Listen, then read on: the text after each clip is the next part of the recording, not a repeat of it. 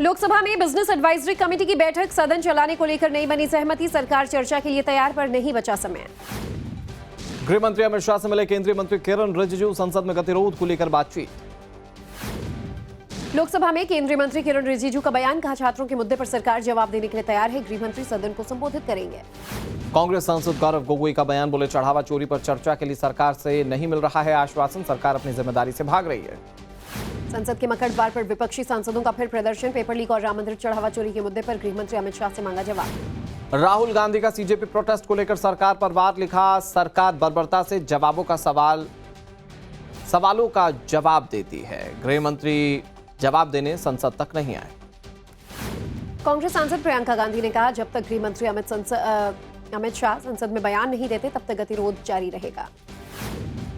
मल्लिकार्जुन खड़गे ने केंद्र पर निशाना साधा, कहा जनता के वोट से आए और जनता का अपमान कर रहे हैं, वो नहीं चाहते कि सदन चले। कांग्रेस सांसद रेणुका चौधरी ने प्रधानमंत्री नरेंद्र मोदी का किया अपमान, चश्मे के जरिए पीएम पर कसा शर्मनाक तंज। संसद में जारी गतिरोध पर अखिलेश यादव ने कहा, हम सरकार से पूछते हैं कि छात्रों पर लाठी और गोलियां क्यों चलाई गई। टाइम्स नाउ नवभारत पर डिंपल यादव का बड़ा बयान, बोली विपक्ष हर मुद्दे पर बातचीत के लिए तैयार है, लेकिन सरकार बातचीत से भाग रही है। सपा सांसद धर्मेंद्र यादव का सरकार पर आरोप, कहा सरकार राम मंदिर चढ़ावा चोरी पर चर्चा से बचना चाहती है।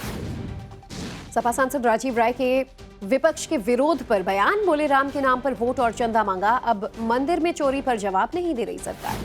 आरजेडी सांसद मनोज झा का सीजेपी के प्रदर्शन को लेकर केंद्र सरकार से सवाल, कहा सिर्फ जवाब मांगे जा रहे हैं, कील लगी लाठियां और पैलेट गन चलाने का आदेश किसने दिया। उद्धव गुट के सांसद संजय राउत ने कहा, अमित शाह सदन में नहीं आएंगे तब तक बिल पास नहीं होने देंगे, जंतर मंतर की घटना पर जवाब दें गृह मंत्री। लोकसभा में सरकार ने पेश किए 4 विधेयक, माइन संशोधन और ट्रिब्यूनल रिफॉर्म समेत 4 बिल पेश किए गए। सूत्रों के मुताबिक सरकार एफसीआरए बिल जेपीसी को भेजने के लिए तैयार, विपक्ष ने बिल वापस लेने की मांग। एफसीआरए बिल पर विपक्ष का रुख साफ, केसी वेणुगोपाल ने कहा सरकार को बिल पर चर्चा करनी होगी, उसके बाद इसे दोबारा सदन में लाना होगा। एफसीआरए बिल पर सीएम देवेंद्र फडणवीस का बयान, बोले एफसीआरए ईसाई संगठनों के लिए नहीं सभी के लिए आवश्यक है, अच्छा काम करने वाले संगठनों के लिए नहीं होगी कोई बाधा।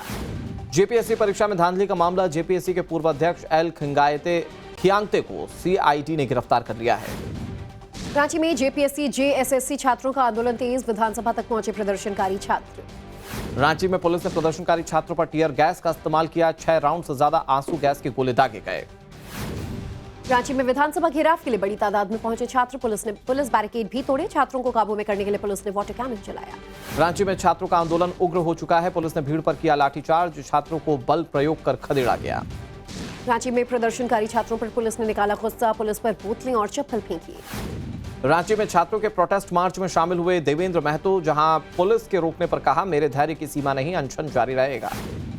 रांची में आंदोलनकारी छात्रों के समर्थन में बीजेपी ने सीएम हाउस का घेराव किया, पुलिस ने बाबूलाल मरांडी समेत कई बीजेपी नेताओं को हिरासत में लिया। झारखंड बीजेपी प्रवक्ता प्रतुल शाहदेव को घर में नजरबंद किया गया, रांची में प्रतुल के घर के बाहर बड़ी तादाद में पुलिस बलों की तैनाती रही।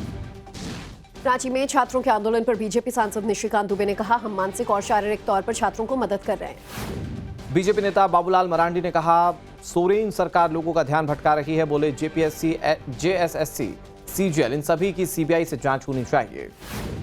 नीट पेपर लीक मामले में सीबीआई द्वारा दाखिल चार्जशीट पर संज्ञान लेने को लेकर राउज एवेन्यू कोर्ट में टला फैसला, 12 अगस्त को अदालत सुनाएगी फैसला। महाराष्ट्र के छत्रपति संभाजीनगर में सीजेपी संस्थापक अभिजीत दीप के खिलाफ भूख हड़ताल का मामला, वॉलंटियर मनीष ब्रह्मभट्ट राहुल पांड्या की तबीयत बिगड़ी, अस्पताल में भर्ती कराया गया। पंजाब में पेपर लीक को लेकर हरियाणा से के सीएम नायब सिंह सैनी का निशाना, कहा पंजाब सीएम ने जनता से किए वादे नहीं निभाए, उनके पास बोलने के लिए कुछ नहीं। कांग्रेस सांसद राहुल गांधी पर गिरिराज सिंह का निशाना, बोले राहुल गांधी को झारखंड और पंजाब सुनाई नहीं देता, उन्हें शर्म आनी चाहिए।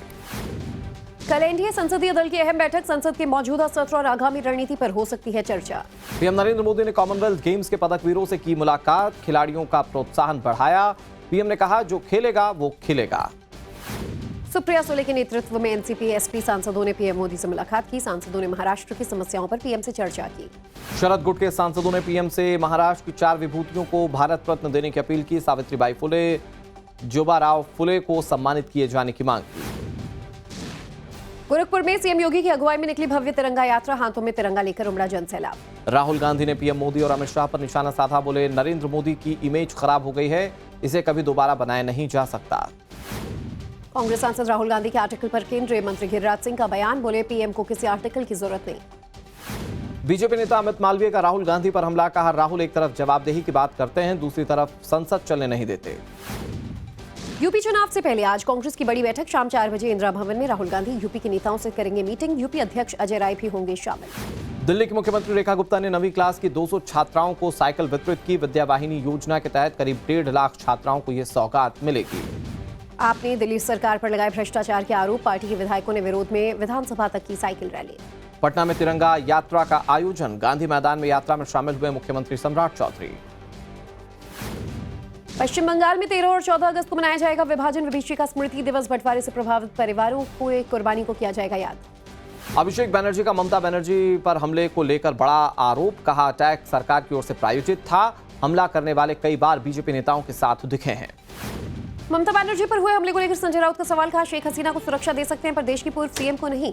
ममता बनर्जी के काफिले पर हमले पर केंद्रीय मंत्री जीतन राम मांझी का बयान, बोले विरोध करना संवैधानिक अधिकार पर हिंसक प्रदर्शन की लोकतंत्र इजाजत नहीं देता। सुप्रीम कोर्ट से टीएमसी नेता अभिषेक बनर्जी को राहत, आंख के इलाज के लिए विदेश यात्रा की मिली अनुमति। जम्मू में डेमोग्राफिक चेंज पैनल का 3 दिवसीय दौरा, अवैध घुसपैठ, आबादी में असामान्य बदलाव को लेकर समीक्षा की जाएगी। असम एनआरसी से जुड़ी याचिकाओं पर सुप्रीम कोर्ट में सुनवाई चली। सुप्रीम कोर्ट ने केंद्र और असम सरकार से जवाब दाखिल करने को कहा। ड्रग माफिया नेटवर्क पर सुप्रीम कोर्ट की कड़ी टिप्पणी, कहा यह बेहद गंभीर मसला, अलग अलग देशों से ड्रग्स आते हैं और फिर भारत में फैल जाते हैं। पत्रकार रामचंद्र छत्रपति की हत्या का मामला, सुप्रीम कोर्ट ने गुरमीत राम रहीम और सीबीआई को नोटिस जारी कर जवाब मांगा। नवंबर में होगी सुनवाई। दिल्ली में प्रदर्शन की इजाजत नहीं मिलने पर साधु संत वापस लौट गए। राम मंदिर में चढ़ावा चोरी की उच्च स्तरीय जांच की मांग को लेकर पीएम आवास तक मार्च करने वाले थे साधु संत। जयपुर में कांग्रेस ने किया नगर निगम का घेराव, टैक्स के नाम पर वसूली का लगाया आरोप। वाटर कैनन भी चलाया गया।